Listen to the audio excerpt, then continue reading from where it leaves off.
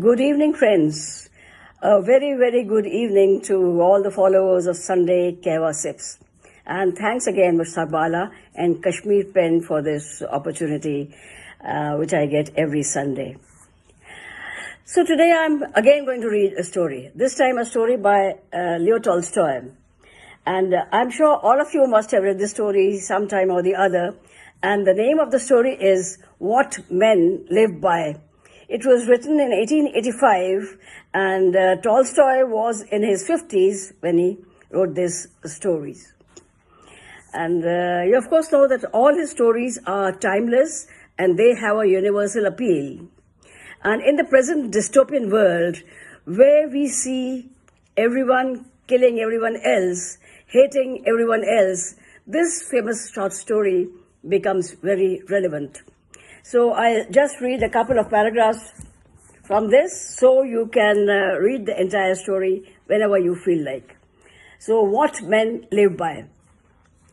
A shoemaker named Simon, who had neither house nor land of his own, lived with his wife and children in a peasant's hut and earned his living by his work. Work was cheap, but bread was dear, and what he earned he spent for food. The man and his wife had but one sheepskin coat between them for winter wear, and even that was torn to tatters, and this was the second year he had been wanting to buy a new coat. Before winter, Simon saved up a little money. A 3-ruble note lay hidden in his wife's box, and 5 rubles and 20 kopecks were owed to him by customers in the village. So one morning, he prepared to go to the village to buy the sheepskins. He put on over his shirt his wife's jacket, and over that he put his own cloth coat. He took the 3-ruble note in his pocket, cut himself a stick to serve as a staff, and started off after breakfast. I'll collect the 5 rubles that are due to me, thought he. Add the 3 I have got, and that will be enough to buy sheepskins for the winter coat.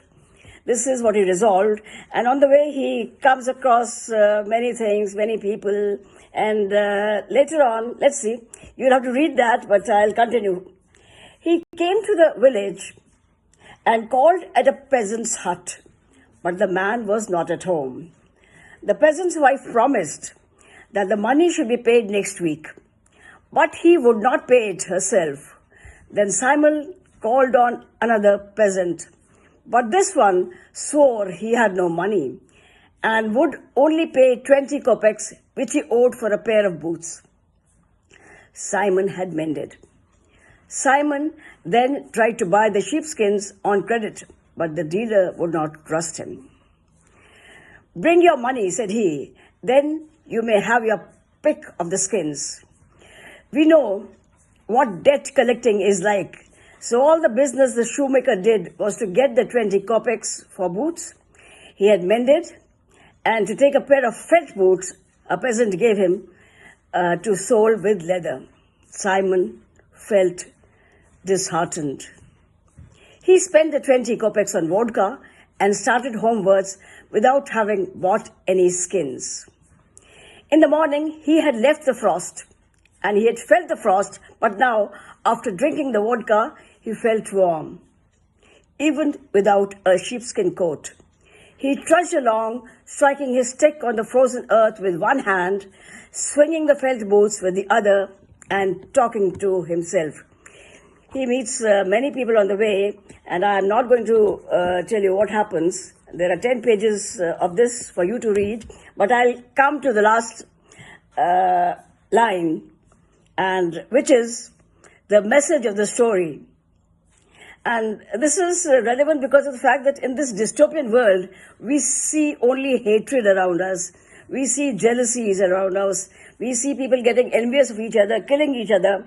But Tolstoy says, I have now understood that though it seems to men that they live by care for themselves, in truth, it is love alone by which they live. Indeed, it is love alone by which we live, and we have forgotten to love. On the contrary, we love, but we love to hate. So start loving each other. That is very important in this present dystopian world. This is what Tolstoy is trying to say in this very, very famous short story. So all the best. See you again next Sunday. Toodaloo. Have a nice evening. Bye-bye.